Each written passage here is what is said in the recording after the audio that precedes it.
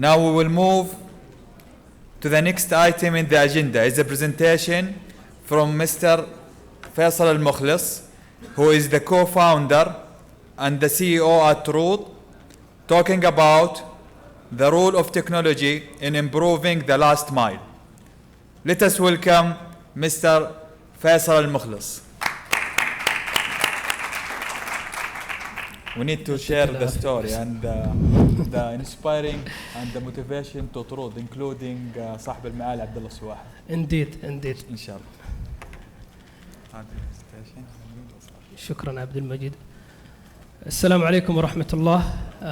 My name is Faisal Al-Mukhlis. I'm the CEO and co-founder of Root. Root is considered the first logistic technology company in Saudi, providing all last mile service in one platform. And we are giving this platform to e-commerce to all beneficiaries to benefit from it. Instead of going to scattered service on the last mile, you will find them available on one platform. And alhamdulillah, day one, since we start the project, it was got the endorsement from MCIT. Engineer Abdullah Al-Swahi himself was one of the big supporters for the startup.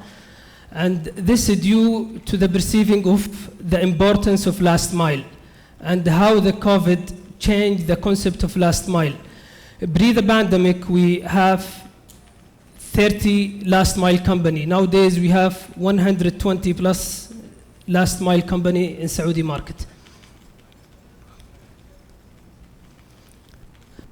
We will talk today specifically about the last mile in delivery. And if we go back to understand what is the last mile as a concept and terminology, it came from the telecommunication sector, where the telecom company need to move the wires. Then there also a last mile for passengers, the traveler, the transportation, like the ride hailing, Uber and Kareem. But specifically today, we will talk about the last mile on delivery.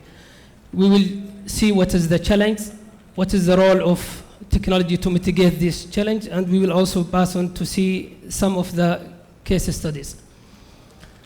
To understand what is the last mile, it is the last step delivering the goods from the main hub for delivery to the customer or taking it to the stores.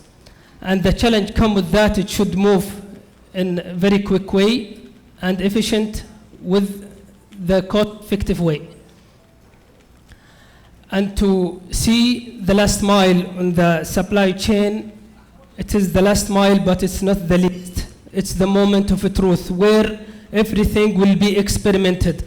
The business will give the parcels or good to delivery man. The delivery man will take it to the end customer, and there everything will be experimented.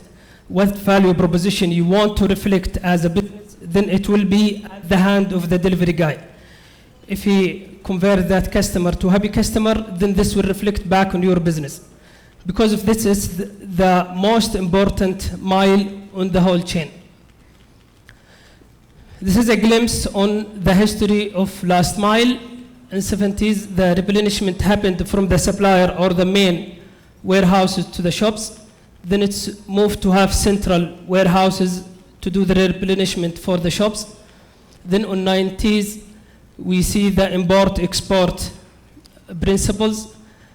In the 2000, which was the .NET emerging and the booming for e-commerce, we will see several methods to deliver the goods, starting from the e-fulfillment center. Then these days, we are also seeing micro-fulfillment centers where you will find them inside the district.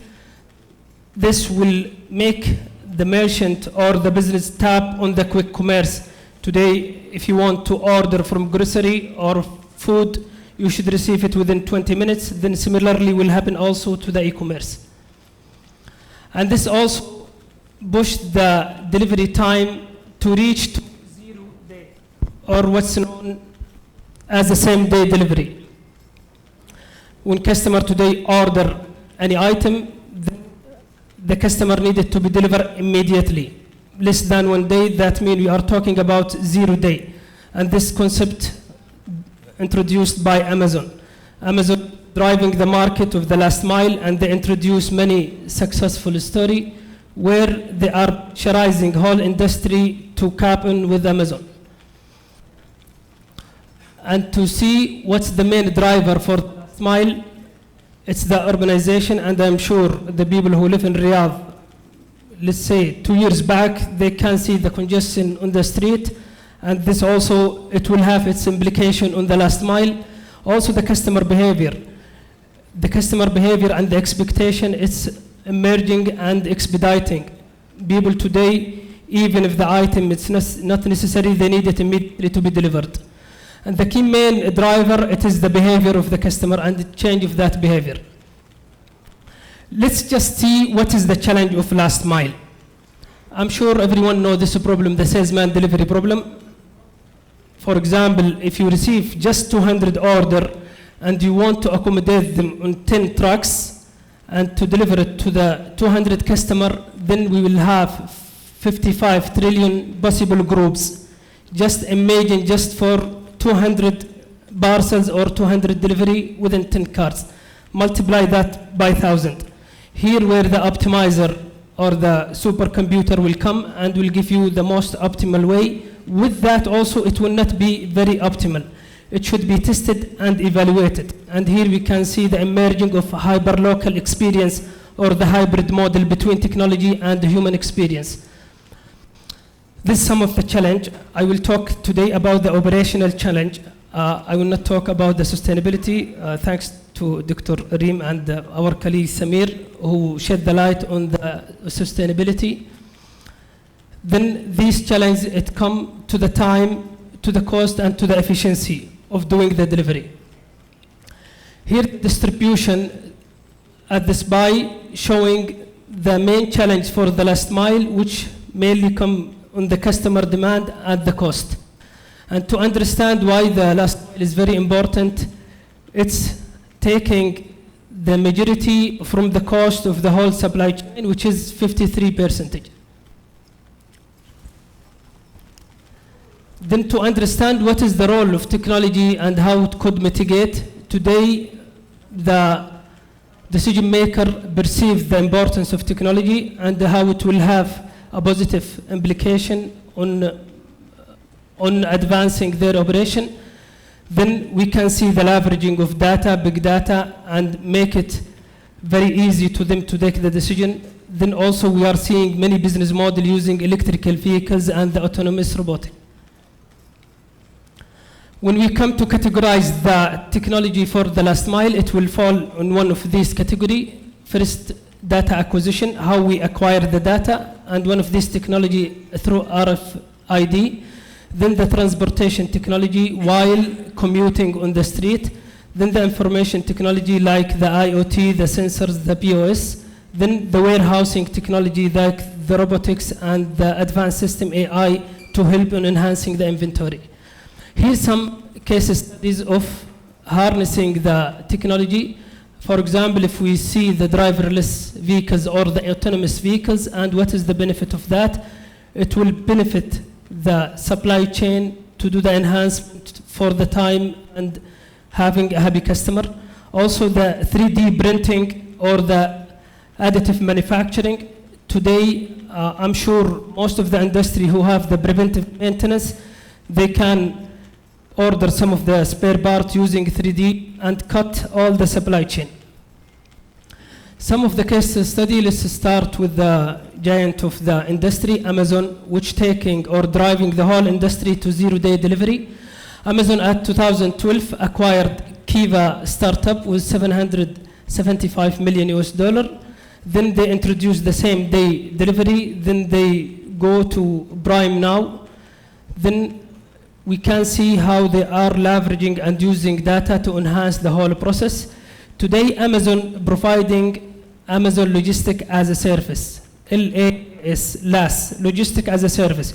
If you are merchant selling your item, even if it's not fulfilled by Amazon, you can start use Amazon service. That means they are taking the share from UPS, from FedEx, and we can see what happened last month to FedEx, where Amazon surpassed FedEx in USA. It's a very hard network, it's very complicated, And Amazon, they have three main sectors. On the surface, Amazon Flex, it's like crowd sharing. Then also on the warehousing, then we can see also the robotic queues on the pavement to deliver the parcels, and also the parcel lockers for out-of-home delivery. Amazon today, they invest above 1.5 billion on the last mile. They have 400,000 drivers, 30,000 cars. Also, they have 70 planes. Here also one more case study, 57% reduction of transportation risk on Tata Steel in India. Tata used to deliver items. They have their own last mile internally. Then there is lack of efficiency of traceability. Then by employment of advanced technology powered by AI, they succeed to reduce that risk 57% and down the turnaround percent to 32%. Last but not least, the least طرود, a local startup. We successfully helped small and medium and enterprise business to shipping faster, smarter, and more efficient than ever. What we are doing basically, we went to all last mile provider on the Saudi market, and we integrate all of them in one API, and this API, we give it in shape of a plug and play to all business. Despite of the size of the enterprise, if you are a government entity and you want to have infrastructure where you can manage and see all of the last mile, then you can use Turud today, even using your contract. It's just an infrastructure for shipping. Then also, we are giving the traceability today. If you are last mile, we see a lot of difference in terminology for the last mile logistic here. Some of them use Arabic words, some of them English. Even in the English words, they have different terminology just for tracking one parcels.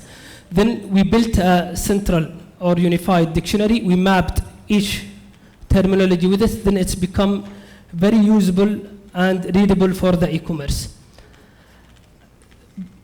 Today, we have above 1,000 beneficiaries using Turud platform, and we can see overall 20% growth in their sales. Takeaways from this presentation: the last mile market is growing, a lot of opportunities. The main driver is the consumer behavior and the e-commerce as well. This is my take on the last mile. Thank you very much.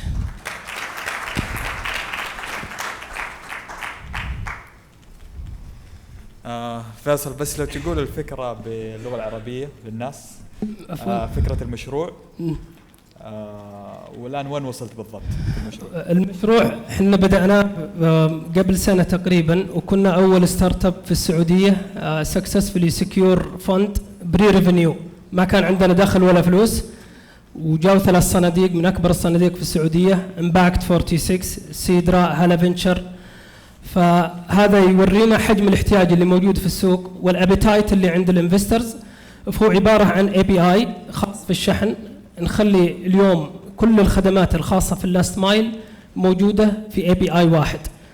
It's a matter of plug and play. إذا أنت منشأة كبيرة تقدر تاخذ طرود just plug it with your ERP system ولا warehouse management system inventory system whatever you are using.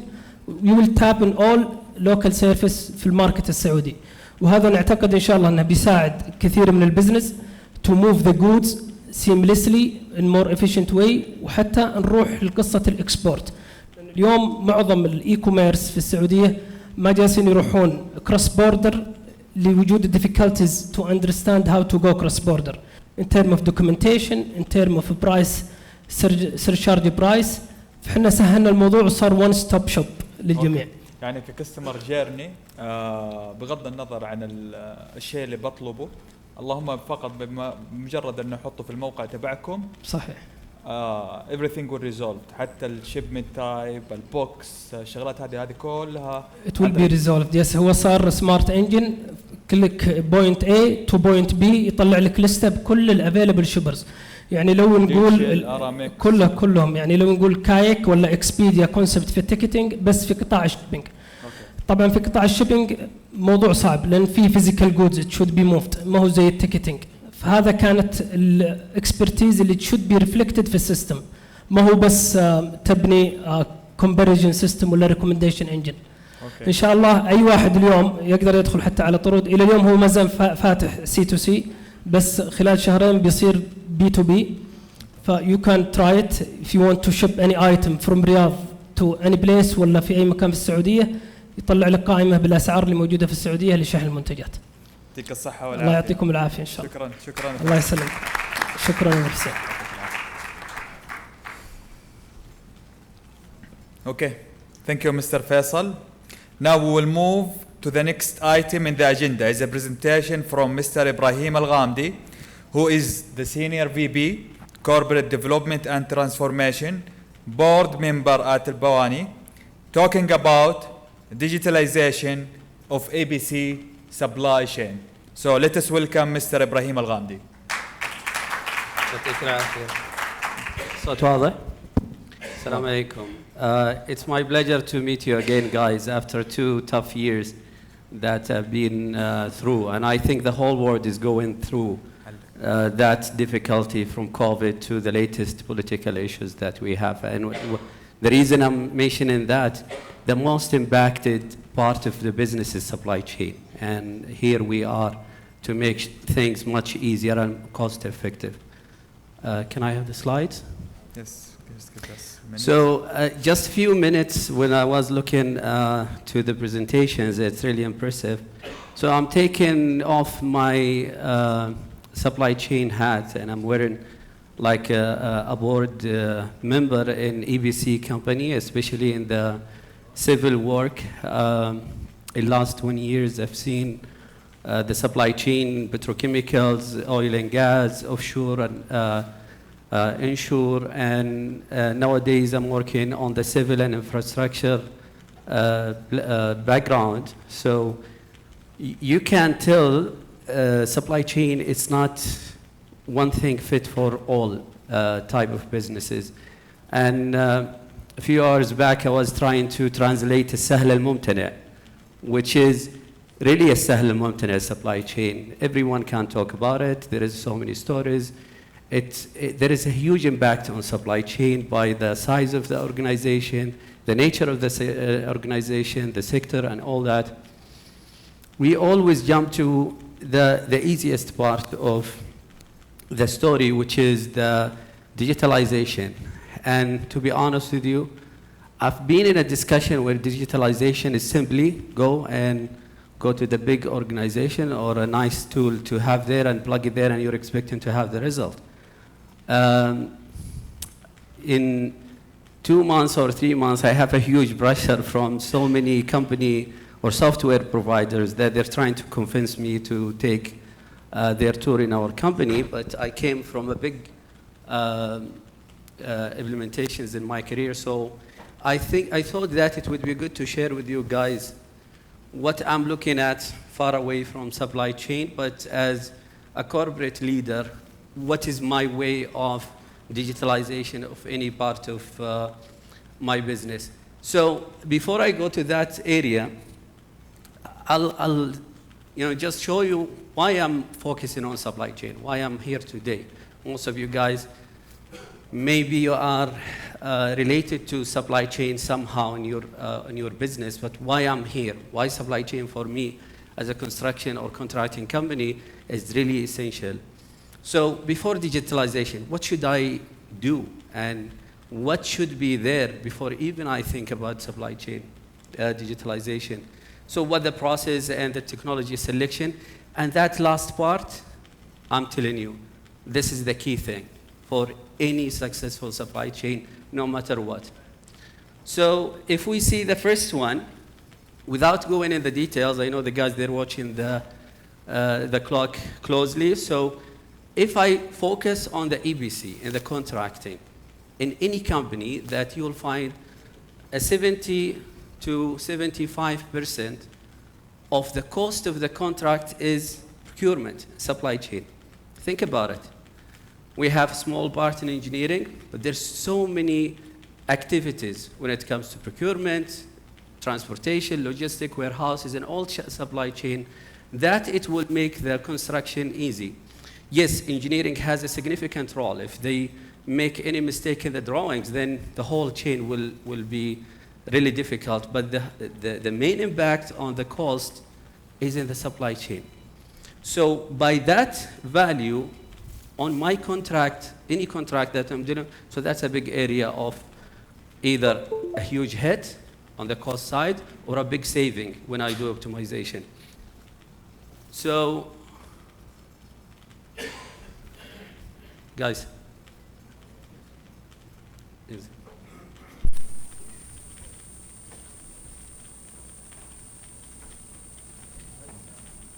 Anyway, until they fix the presentation, okay, we're here. So if you, this is not working yet.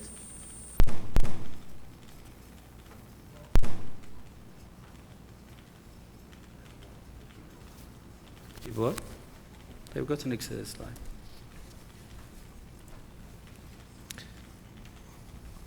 Okay. So before digitalization or anything else, the first time when I came to the executive level and just try to see how can I manage a big organization, I need to have the data available in my hand accurately. Now, if the data comes later, that means I would not be able to decide. And my decision, if it comes late or inaccurate, then it will be useless or worthless. I need to have a governance. I need to make sure when I have, for example, 15,000 employees in our organization, I need to make sure that they're working according governance, standards, policy, procedures, that it will make the process contained in a business practice that I can follow and everyone will speak the same language. Resources, definitely. I need to have the right resources and the optimal number of resources, not to inflate the resources cost either in the overhead or also in the project. And there is other areas, but this is the main areas that I need to get in any process. So when we look at the process of digitalization, so this is not everything, but this is the things that the quick evaluation for me to see when I'm going to do any process before I select any technology. I need to map existing processes, activities.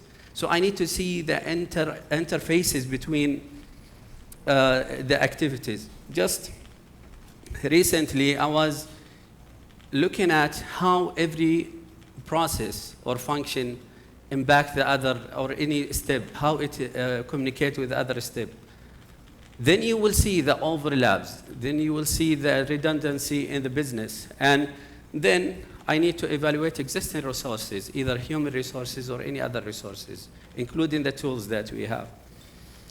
So when I have these two informations, I can do re-engineering and then connect the dots. See, am I going that directly to the point or I'm going in a zigzag or so many areas? So that's also an essential area. And then I need to see what's the impact of, maybe I will go to the supply chain, I'll fix it, I'll make it the most advanced process, but then it doesn't communicate with engineering or HR or any function. So I need to see the impact of every function on other one. And then I will come to the selection of the tools. I had an interesting discussion with Dr. Reem. There is a lot of technology providers that they're claiming we are the best. But the same tool, I've seen it in different companies, the same sector, the same practices.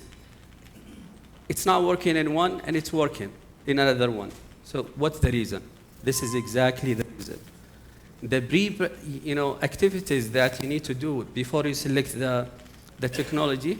And I like one comment made that it's a continuous improvement in supply chain, and maybe the tool that will help me might not help the same or my competitor. There are so many elements in there. So, and then I have to do the implementation later on, and then the evaluation, and then I go to the cycle to make sure that it's a continuous improvement, to make sure that I have an efficient processes, not a system, but the whole processes, including the system. So when I go to select any technology, yes, I agree that we go with after brands. So I need to go with a big brand. If that's the only element I'm looking after, it will be really risky. But then it's okay to map all brands that I have, and then I want to make sure that they meet my business requirement. Maybe I don't want to overspend on a tool or technology that I'll use only 10% of the functionalities there. Also the cost. I need it nowadays. You cannot deny the fact that you need it on a cloud base. You need to have it in a mobile application. You need to introduce the latest technologies to access the application. Also, you need to have it customizable to a certain level where it will give you the best practices, but you can adapt it and tweak it to have that area between the best practices and your environment that it can accommodate that technology.